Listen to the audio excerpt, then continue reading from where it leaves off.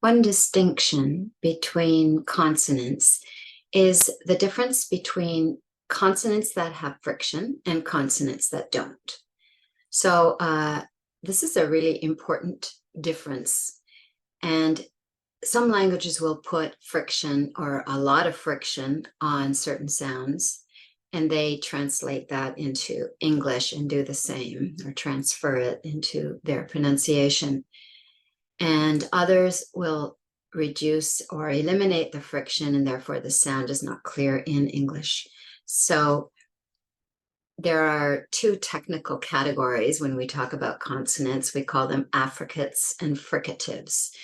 But I don't believe that it's that important to know the difference in those technical categories for the pronunciation, other than what I will explain to you.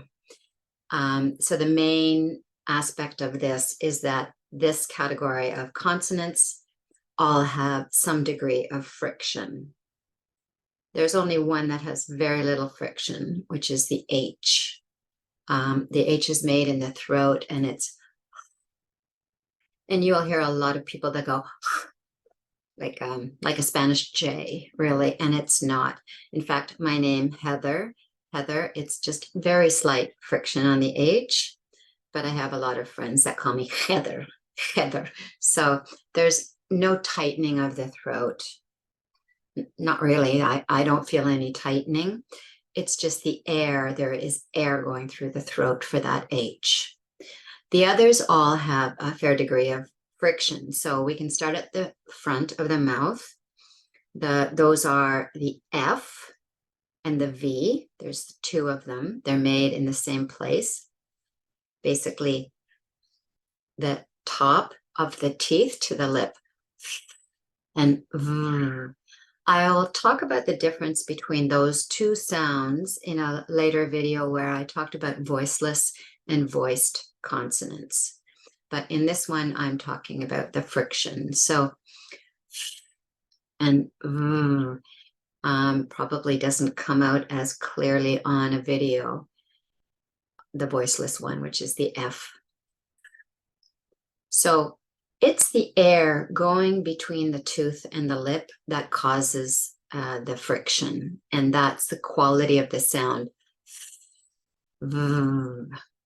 As we move back, we get to a sound which is, I think from what I know, is particular to English.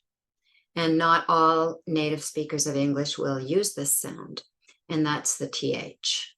So again, there's voiced and voiceless. So, and so it's the tongue between the teeth. And that's important. So it's not just put it there, it's the. You need the friction while it's in that place. As we move back, we have a category of consonants that have friction, which we call sibilants. So when we talk about audio sound, or the TV or the radio, or a good quality or bad quality audio sound of music, we refer to that term sibilants, which is that kind of sound, which makes it not very clear. We don't want a lot of sibilants when we're listening to audio. But the category of sibilants includes 6 different sounds. And they're all that kind of sound. So there's S and Z, S and Z, and all of these are broken down into voiced and voiceless. So S, Z.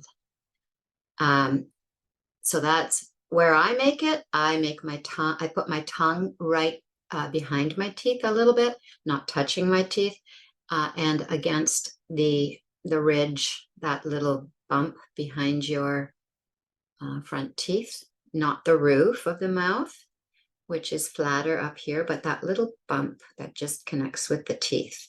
So my tongue goes there, and I say S. Now, not everybody makes it there, and I don't even think a lot of, I think some native speakers don't make it there. A lot of my students don't make it there. And that's okay as long as you can say that sound, right? It doesn't really matter where you put it.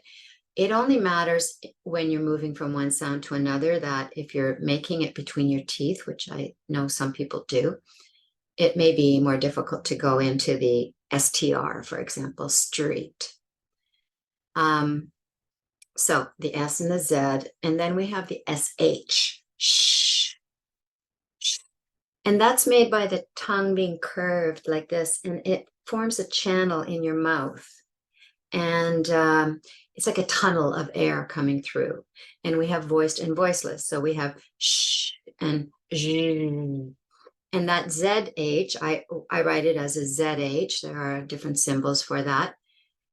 It's not very common in English. I believe it comes from French. It's more common in French. But in English, I only know of one word that it starts off with that starts off with the ZH, which is genre. But a lot of people will say genre, like a J, because it's just not very common, right? But it is in the middle of the word: measure, treasure, pleasure, lingerie. There are different words, but not a lot of them. But basically, it's an SH that's voiced with that zh, a louder sound. Now, where it's important to understand the difference between affricates and fricatives is that these affricates are sibilants that start with a stop. So for example, ch and j, ch and j. So if I can lengthen it, they're still continuants, ch, j, but they start with a stop. And that's the difference between SH and how I would write it as a TSH. So for example, the word cash and catch, you can hear that stop, catch. So we have leisure, which is the voiced ZH, leisure, there's no stop, and ledger, a ledger that you write financial records in, for example. So that is what we call an affricate. But the quality is the same. They still have friction. And then we move back into the throat where the H is, and very little friction on the H. So it's important to remember that these sounds with friction, the friction is the quality of the sound, and very important to make. Next week, we're going to talk about nasal consonants, and that's consonants where the air goes through the nose. So see you next week.